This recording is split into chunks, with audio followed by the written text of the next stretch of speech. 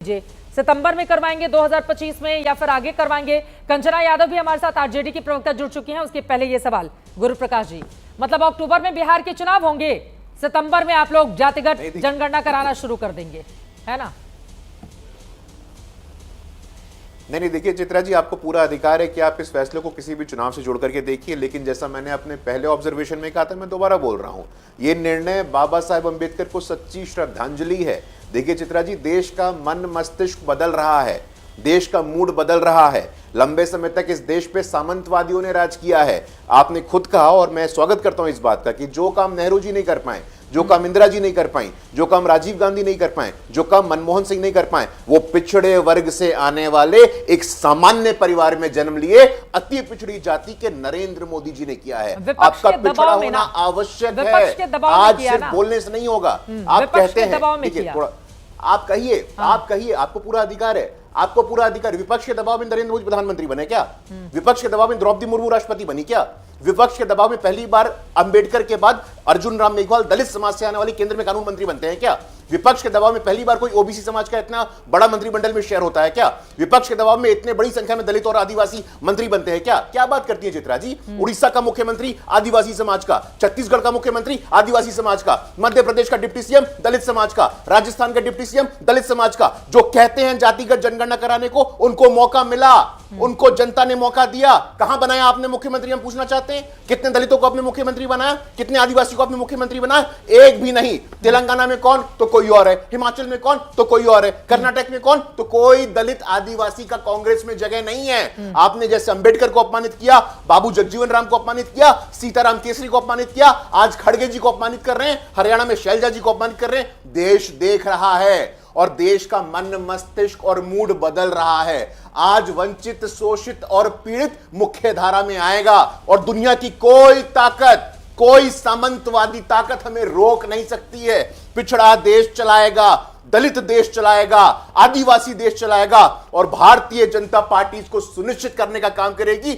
अब कोई भी सामंतवाद, कोई भी राहुल गांधी चाहे ऐसे आके बोले कहां है एससी एसटी ओबीसी, कहां है एससी एसटी ओबीसी। आज पूरे देश के 65% एससी एसटी ओबीसी समाज में उम्मीद की लहर है, उत्साह की लहर है। वास्तव में बाबा साहेब अंबेडकर के सामाजिक न्याय के नए अध्याय की शुरुआत हो रही है। जिन्होंने कहा सामाजिक न्याय, लालू जी किसको बढ़ाते हैं? तेजस्वी बेटा, तेज प्रताप बेटा, मीसा भारती बेटी, राबड़ी देवी पत्नी, रोहिणी आचार्य बेटी। अखिलेश यादव किसको बढ़ाते हैं? पत्नी डिंपल यादव एमपी, भाई धर्मेंद्र यादव एमपी, रामगोपाल एमपी। सामाजिक न्याय का मतलब परिवार बढ़ाओ अभियान नहीं होगा। वास्तव में जो दलित है, वास्तव में जो आदिवासी है, उड़ीसा के संथाल क्षेत्र के आदिवासी राष्ट्रपति बनेगी, वडनगर के पिछड़े वर्ग का बेटा प्रधानमंत्री बनेगा और दुनिया की कोई ताकत नहीं रोक सकती है। अंबेडकर के सपनों का भारत, बाबू जगजीवन राम के सपनों का भारत, सीताराम केसरी के सपनों का भारत मोदी सरकार का मास्टर स्ट्रोक है, ये कह रही है बीजेपी। मास्टर स्ट्रोक कितनी बार बोलेंगी आप चित्रा जी? 2011 के पहले की भी स्टोरी की बात कर लीजिए। 1996-97 में जब एक सेकंड जनता चिराग पासवान बोल रहे हैं, सुन लेते हैं, उसके बाद मैं लौट रही हूं आपके पास। चिराग पासवान को सुनिए। मुख्य धारा के साथ नहीं जुड़ पाए हैं, केंद्र राज्य सरकार की योजनाओं का उस स्तर पर लाभ नहीं ले पाए हैं जो अपेक्षित था। मुझे लगता है इसके होने से हर व्यक्ति को मुख्य धारा के साथ जुड़ने का मौका मिलेगा और देश 2047 में जब विकसित भारत की बात हमारे प्रधानमंत्री जी करते हैं, उस दिशा में, उसकी नींव को मजबूत करने की दिशा में ये एक मजबूत और महत्वपूर्ण कदम है। लेकिन आप कह रहे हैं कि लोक जनशक्ति पार्टी, चिराग पासवान, रामविलास पासवान, तो यहां पर अब श्रेय लेने की सियासत भी शुरू हो गई है। चिराग पासवान की पार्टी की ओर से पहले से ही इस बाबत मांग की जा रही थी कि सरकार जातिगत जनगणना कराए और यकीनन अब सरकार की ओर से यह फैसला लिया गया है, तो उसका स्वागत करते हुए चिराग पासवान को आपने सुना।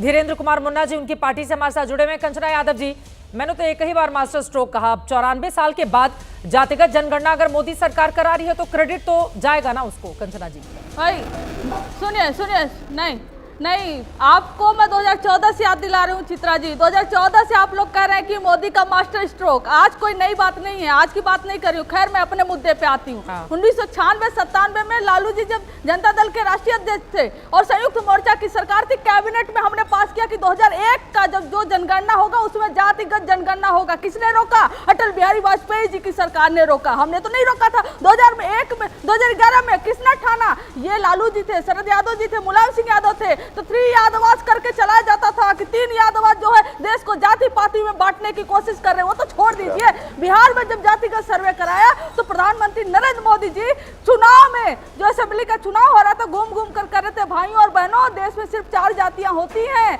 जातियां इससे ज्यादा नहीं होती। हमारे देश को जातियों में तोड़ने की कोशिश की जा रही है। किसने बिहार के जातिगत सर्वे को किसने झुटलाया था? अमित शाह जी ने झुटलाया था और खुलकर कहा था कि यादव और मुसलमानों की संख्या बढ़ा दी गई, इनको नफरत है जातिगत सर्वे से। आज अगर ये कराना चाह रहे हैं तो सिर्फ एकमात्र वजह से बिहार का चुनाव है और इनके ऊपर दबाव है, और ये हमारी जीत है। ये 30 साल के हमारे संघर्ष की, हमारे आंदोलन की और हमारी विचारधारा की जीत है, और ये हार गए हैं। ये हमारे पीछ पर आए हैं और ये घुटने टेक दिए, इनको कराना ही पड़ेगा। ये भले आप कितना हंस लो, ठीक है, ठीक है, हमारे पीछ पर आपको आकर खेलना अब जरा मैं बता दूं, आखिर में सत्ता पक्ष और विपक्ष मुस्कुराकर श्रेय लेने की कोशिश करे, लेकिन देश की जनता को ये सवाल इन नेताओं से जरूर पूछना चाहिए। ठीक है, अब मैं जरा बता देती हूँ कंचना यादव जी, थोड़ा इतिहास से कुछ आंकड़े मैंने निकाले हैं।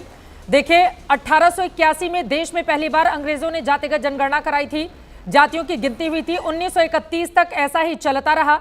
1941 के जातिगत जनगणना में आंकड़े सार्वजनिक नहीं किए गए, और उसके बाद मेरे पास वो तस्वीर भी है, भारत के संविधान निर्माताओं और आजाद भारत की पहली कैबिनेट की बैठक में जिसमें पंडित नेहरू, सरदार पटेल, बाबा साहब भीमराव अंबेडकर और मौलाना आजाद जैसे नेता थे। उन्होंने तय किया कि हम जातिगत जनगणना नहीं कराएंगे क्योंकि यह समाज में विभाजनकारी हो सकता है। आजादी के बाद 1951 में पहली जनगणना हुई, लेकिन इसमें सभी जातियों के बजाय सिर्फ एससी और एसटी की ही गिनती की गई।